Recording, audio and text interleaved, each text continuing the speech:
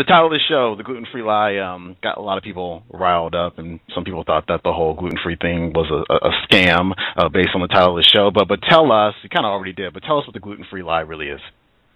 The gluten-free lie is that, if we go back and we look at the history of where we came up with the diagnosis for celiac disease and how grain actually created the problem in the first place, we go back to 1952. There was a German physician by the name of William Dickey, and he was treating patients with celiac disease in the hospital during World War II.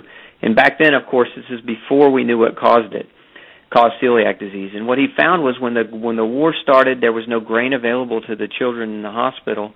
They all had remission. They all healed. And when the war ended and grain became available again, they all had basically got sick again, and he was the first doctor that really observed that and wrote and published a paper on it.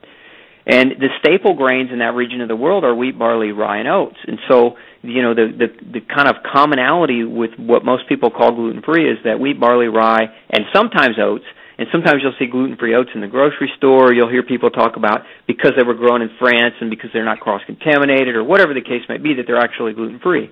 And that's the lie. The lie is that gluten is a family of proteins. It's not just one protein. It's not a singular term, but it is a family of proteins. Glutens, by definition, are the proteins that are inside the seeds of grass, and the seeds of grass are grains, right? So we've got corn is a grain, and rice is a grain, and millet and teff and triticale and sorghum. All these things that everybody's calling gluten-free, that's the lie. And if you follow and you look at studies that follow patients with celiac disease, the average person with celiac disease, and the reason we know this about celiac, because this is what gets studied, is people with celiac disease, 92% of them don't heal on a traditional gluten-free diet, which is just wheat, barley, and rye-free. But the other problem is you've got 92% of them don't heal, but on average, they will go on to develop 7 autoimmune diseases in their lifetime.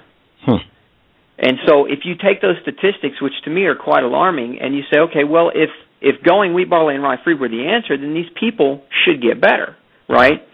And so what we find and what other doctors have found is that taking patients grain-free, no corn, no rice, and those are the two biggest substitutes, although sorghum is really getting ready to explode in the gluten-free community, although it's not really gluten-free. It has glutens in it.